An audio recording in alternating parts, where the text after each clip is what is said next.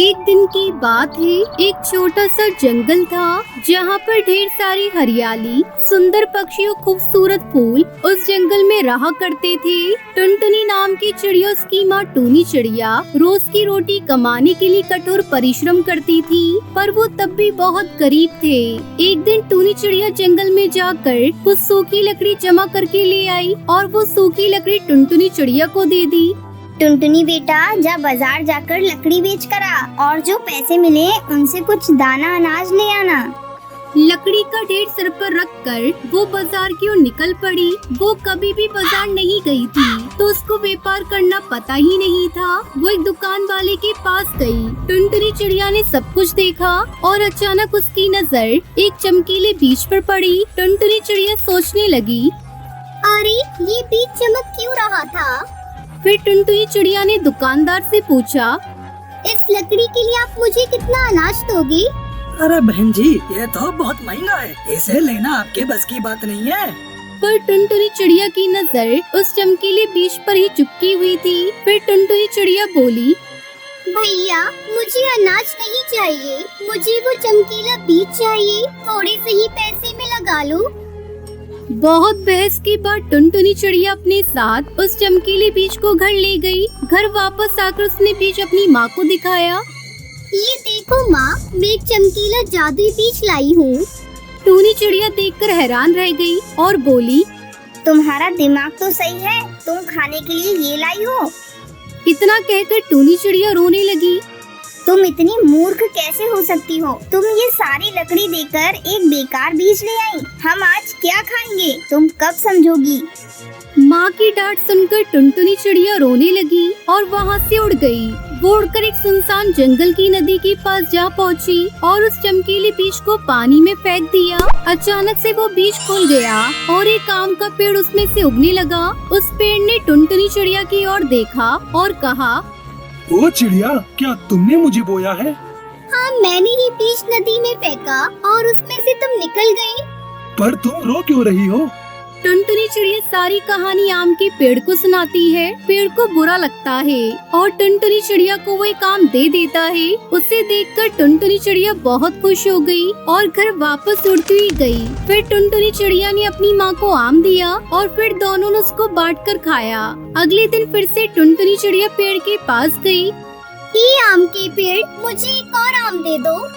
इस बार भी पेड़ ने एक ही आम दिया। एक आम देने पर टुनटुनी चिड़िया और आम मांगने लगी। पेड़ ने कहा, टुनटुनी, मैं एक जादुई पेड़ तो हूँ, पर मुझ पर एक श्राप है। मैं तुम्हें एक आम से ज्यादा नहीं दे सकता। मैं भी तुम्हारी मदद करना चाहता हूँ, पर नहीं कर सकता।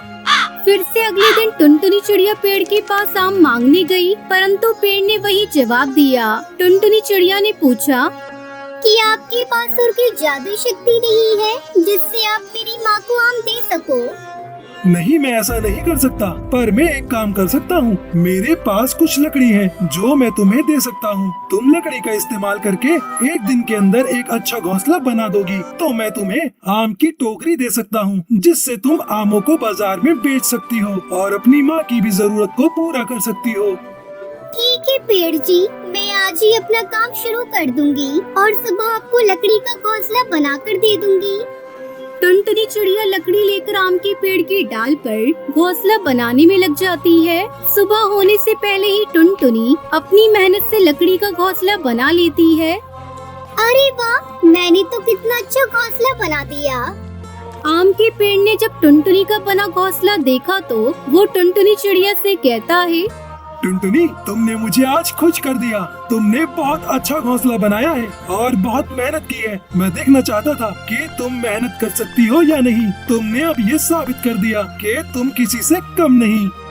उसके बाद आम का पेड़ टुनटुनी चिड़िया को आम से भरी टोकरी दे देता है। फिर टुनटुनी चिड़िया आम को बेचकर अपने घर का गुजारा करने लगती है। ये देख टूनी चिड़िया उससे कहती है, बेटा, तूने तो कमाल कर दिया, हमारी गरीबी को दूर कर दिया और मुझे माफ कर दियो। मैंने तुझ पर चिल्लाया।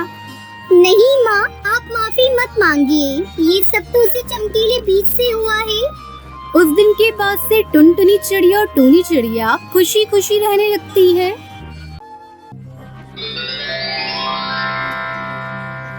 ये सब क्या हो गया जी?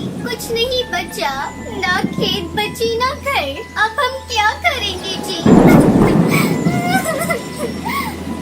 पता नहीं टुनटुनी, हमारी किस्मत में क्या लिखा है। खेत में फसल का एक दाना नहीं बचा, घर में रखी सारी उपज और बीज भी बह गए। पता नहीं अब कैसे गुजारा होगा हमारा। केरला के जंगल के हर घर की फिलहाल यही कहानी थी। 4 दिन से तेज तूफान ने सब कुछ बर्बाद कर दिया। पूरे इलाके में बाढ़ आई थी। कालू कौवे के खेत में हर तरफ तबाही का मंजर था। किसी को कुछ समझ में नहीं आ रहा था कि वो क्या खाएंगे और कैसे जिएंगे। रात को जंगल के मुखिया ने सभी के घर एक थैली चावल मदद के तौर पर भिजवाए। टुनटुनी ने उसी चावल से एक पतीली में खिचड़ी बनाई और फिर जैसे ही कालू और टुनटुनी उस खिचड़ी को खाने बैठे, ठीक उसी वक्त दोस्तों, आप लोग बताएं, आपको डेयरी मिल्क चॉकलेट पसंद है या किटकैट? अगर आपको डेयरी मिल्क चॉकलेट पसंद है तो लाइक करें और किटकैट पसंद है तो कमेंट करके बताएं। बेटा, कोई है क्या? 2 दिनों से भूखा हूँ। बेटा, कुछ खाने को मिलेगा क्या? बाबा, आप कहाँ से आए हैं? बेटा, मैं 3-4 दिन पहले बस यहाँ से गुजर रहा था, तभी जोर की बारिश शुरू हो गई। बारिश से बचने के लिए मैं पास वाले मंदिर में रुक गया, लेकिन बारिश बढ़ती ही चली गई और मैं वहीं पर फंस गया। अब पानी कम हुआ तो बाहर निकल पाया। अब वो मैं बोल रहा था कि कुछ खाने को है क्या बेटा? एक तो वैसे ही अनाज कम है, इतनी सी खिचड़ी बनी है बस, इसमें से पापा को कैसे खिलाएं? कोई बात नहीं, भगवान सब व्यवस्था करेगा। बाबा, आप अंदर आइए। बेटा, अगर कोई बात है तो जाने दो, मैं कहीं और जाकर खा लूँगा। ना ना बाबा, कोई बात नहीं, ये मेरी पत्नी टुनटुनी है, इसने खिचड़ी बनाई है। तो बस ये कह रही थी कि आपको खिलाने के लिए हमारे पास अच्छा भोजन भी नहीं है। अरे कोई बात नहीं बच्चों, भूखे के लिए तो खिचड़ी भी पालक पनीर के समान है। ऐसी बात है तो आपका स्वागत है। आइए बाबा, जो हम खाएंगे आप भी वही खा लीजिए। कालू और टुनटुनी के पास इतनी भी खिचड़ी नहीं थी कि वो दोनों भी पेट भरकर खा पाए। खाना खाने के बाद बेटा, आप लोगों का बहुत धन्यवाद। अब चलता हूँ। बेटा कालू, जरा एक गिलास पानी पिलाओगे? टुनटुनी और कालू पानी लेने अंदर गए। फिर जब कालू और टुनटुनी पानी लेकर वापस आए तो साधु बाबा उसे कहीं नहीं दिखे। अरे, लगता है बाबा चले गए। लेकिन वो क्या है? कालू की नजर उस जगह पर थी जहाँ वो साधु बाबा कुछ देर पहले बैठकर खिचड़ी खा रहे थे। अब साधु बाबा तो वहाँ पर नहीं थे, लेकिन उनकी जगह वहाँ पर एक अंगूठी रखी हुई थी जो काफी ज्यादा चमक रही थी। टुनटुनी, अरे टुनटुनी, जल्दी आओ, ये देखो, वो साधु बाबा अपनी अंगूठी यही भूल गए हैं। अंगूठी भूल गई? अंगूठी भला कौन भूलता है? शायद उन्होंने हाथ धोने के लिए अंगूठी निकाली हो और फिर पहनना भूल गए हो। तुम रुको, मैं देकर आता हूँ। वो अभी ज्यादा दूर नहीं गए होंगे। कालू ने साधु की तलाश में पूरा जंगल छान मारा, लेकिन उसे वो साधु बाबा कहीं नजर नहीं आए। उधर बाढ़ का पानी भी पूरी तरह से उतर गया था। लेकिन पूरे गांव के सामने अब चुनौती ये थी कि खेतों में क्या और कैसे उगाया जाए, क्योंकि पूरे गांव में किसी के भी पास ना बीज थे और ना ही उन्हें खरीदने के पैसे थे।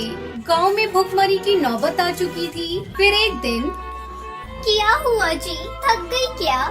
हाँ, पूरा दिन भटकता रहा, लेकिन पूरे जंगल में किसी के पास एक भी बीज नहीं बचा है। सब कुछ बाढ़ में बह गया और तुम्हारे खाने के लिए भी कुछ इंतजाम नहीं हो पाया है। आप मेरी फिक्र मत करो, मुझे भूख नहीं लगी। 2 दिन से कुछ नहीं खाया है तुमने और कहती हो कि भूख नहीं लगी है। हे भगवान, ये कैसे दिन देखने पड़ रहे हैं मुझे। मैं अपने पति को खिचड़ी तक बनाकर नहीं खिला सकती। खिचड़ी की बात सुनते ही कालू का दिमाग ठनका और उसने टपाक से पूछा, क्या कहा तुमने टुनटुनी? यही कि अब हमारी किस्मत में खिचड़ी भी नहीं है। हाँ, मुझे भी याद आया। याद करो, उस दिन हमारे घर एक साधु बाबा आए थे और वो अपनी अंगूठी यहीं पर छोड़ गए थे। हो सकता है कि वो हालात देखकर जानबूझकर उसे यहाँ छोड़ गए हो। जल्दी करो, वो अंगूठी लेकर आओ, हम उसे बेचकर कुछ और दिन खाना खा सकते हैं। पर वो तो पापा की अमानत है ना। जो भी हो टुनटुनी, अपने जीते जी मैं तुम्हें भूखा नहीं देख सकता। कालू के कहने पर टुनटुनी अंगूठी को ले आई। जब उन्होंने ध्यान से देखा तो उस अंगूठी पर नख की जगह एक बीज लगा हुआ था। असल में वह जादुई फल का बीज था, जिसे कालू ने बड़े ध्यान से अंगूठी से अलग किया। पर कोई अपनी अंगूठी में नख की जगह फल का बीज क्यों लगाकर घूमेगा? यही तो सवाल है टुनटुनी। जरा सोचो, जब हमारे घर में कुछ खाने को नहीं था तभी एक साधु हमारे पास आते हैं और ये बीज यहाँ छोड़कर चले जाते हैं।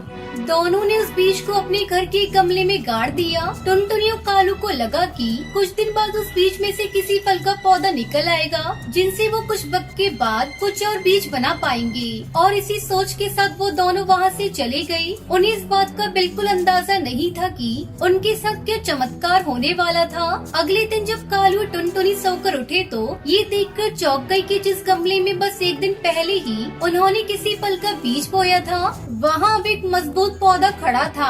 सिर्फ इतना ही नहीं, उस पर कई सारे लाल लाल सभी तरह के फल भी उगाए थे। हे भगवान, ये कैसे संभव है? इतनी जल्दी फल आ गए। ये उन साधु बाबा का चमत्कार है जी। और मेरी बनाई खिचड़ी का फल जो इतने सारे सभी तरह के फल के रूप में हमारे सामने है। कालू ने उस पौधे से निकले फलों से एक फल तोड़ा और उसमें से ढेर सारे बीज निकालकर अपने खेत में बो दिए। कई दिनों बाद दोनों पति पत्नी खुशी खुशी भागकर अपने खेत गए। वहाँ उन्होंने देखा कि पूरा का पूरा खेत कई तरह के फलों से भरा पड़ा था। इतने सारे फलों को देखकर दोनों खुशी से उछल पड़े। अब से हमारे जंगल में कोई भी पक्षी भूखा नहीं सोएगा।